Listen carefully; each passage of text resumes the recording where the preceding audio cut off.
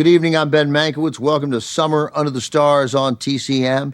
Look, up in the sky. It's a bird. It's a plane. It's John Wayne in a plane.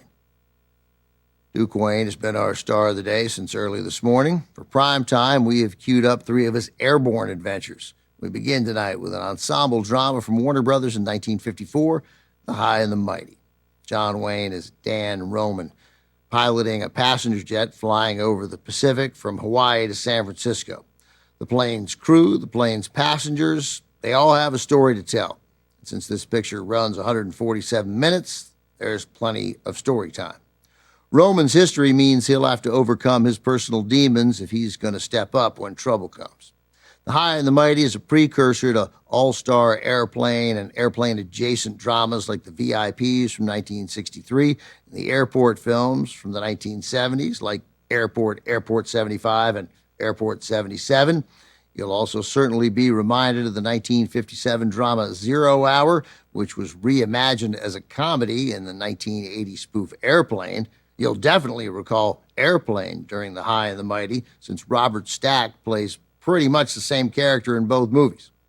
By the mid-1950s, John Wayne was roughly a quarter century into his career as a leading man in the movies. He remained a top box office draw, too, and some of his biggest acting triumphs were still ahead of him.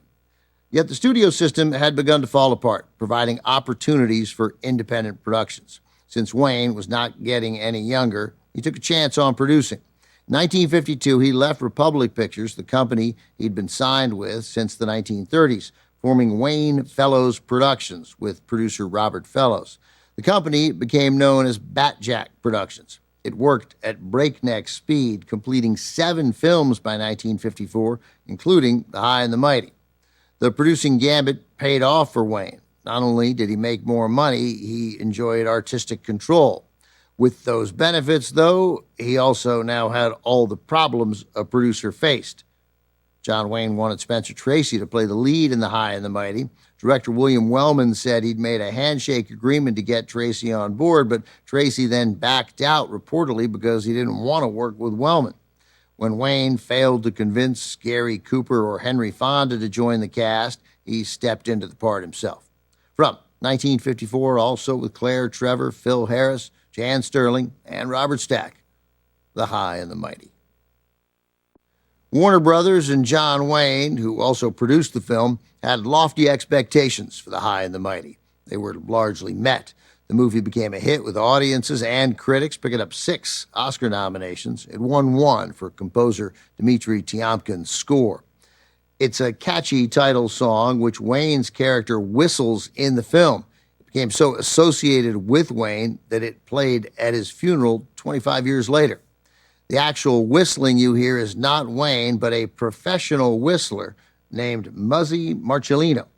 You've likely heard Marcellino, who has to be one of like 6 professional whistlers, on Hugo Montenegro's version of the theme from The Good, the Bad, and the Ugly. Marcellino also contributed his unique sounds to the Enchanted Tiki Room at Disneyland. Coming up, John Wayne returns, starring in the biopic of an aviation pioneer who unexpectedly became a Hollywood screenwriter. The Wings of Eagles is next as Summer Under the Stars continues on Turner Classic Movies. Next on TCM, The Wings of Eagles, then Jet Pilot, and later Stagecoach. Get on the John Wayne bandwagon tonight.